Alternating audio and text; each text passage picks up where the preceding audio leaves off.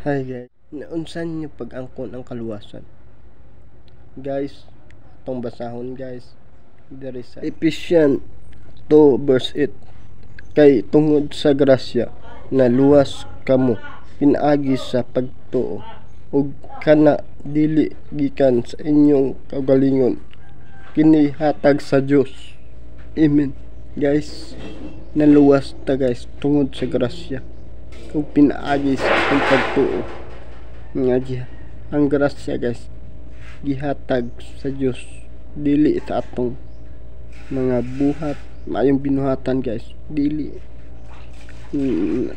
na may makaluwas sa ato guys.